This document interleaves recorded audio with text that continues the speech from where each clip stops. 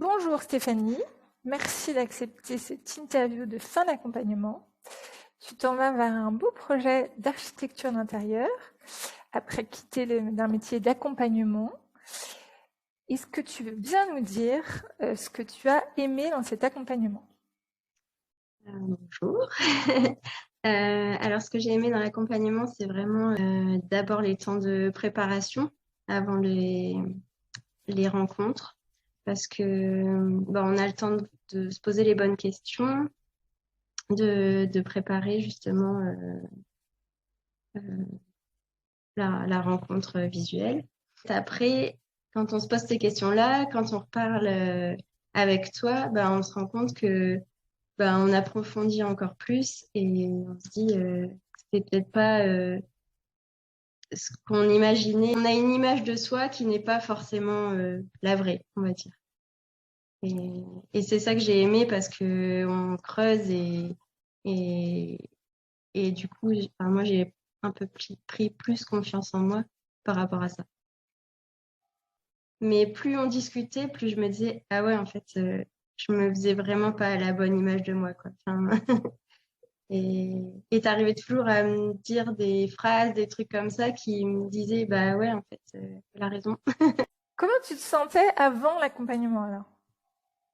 Alors avant l'accompagnement, j'étais perdue. Ça faisait peut-être 1 an que je me disais que j'allais changer de métier. Je m'étais dit en 2022, je change de métier. Enfin, ça fera 10 ans que je fais de l'orthopédie, je vais changer de métier. Les choses ont fait que ça s'est passé un petit peu avant. Et en fait, comme je m'étais mis déjà en tête que je voulais changer, je savais pas ce que je voulais faire et qu'en fait, il fallait là absolument que je change, j'étais complètement perdue parce que ça se passait pas au moment où je voulais que ça se passe en fait. Je pense que c'était ça et c'est pour ça que j'avais vraiment besoin d'un accompagnement parce que ça se passait trop vite pour moi. Qu'est-ce qui te bloquait et qu'est-ce qui fait que tu n'y arrivais pas toute seule et que l'accompagnement t'a permis de dépasser ça et de trouver ce projet? J'avais beaucoup d'émotions à ce moment-là, entre la grossesse, le fait que ça se passe pas bien au boulot.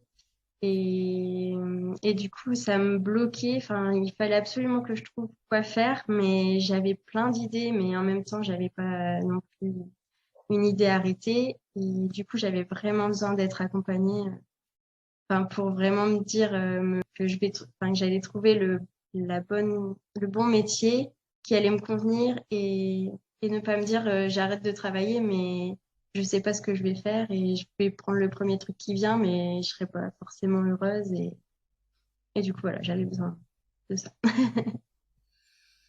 Et comment tu te sens du coup à la fin de l'accompagnement? Là, on y est, ça y est, on vient de se dire toutes les deux, t'es quand même en mode c'est super, mais il va falloir que je saute en parachute maintenant. Ouais, Comment tu te sens malgré tout à la fin, que le projet est là? je me sens bien dans le sens où je sais où je vais. Alors oui, j'ai peur du coup à me dire faut réussir, mais là je me sens quand même confiante parce que je sais que c'est un projet qui me plaît, le domaine qui va me faire évoluer, où je vais me sentir bien et, et je sais que je fais pas d'erreur là en faisant ça. Et tu te sens aussi plus confiante en toi de manière générale? Oui, tout Ouais. à fait. Bon. Ouais. Eh ben super. Merci pour ce témoignage. Bravo pour ce chemin parcouru. Que tu peux dire Merci bravo à à toi toi. aussi.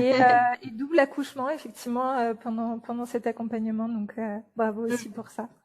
Merci.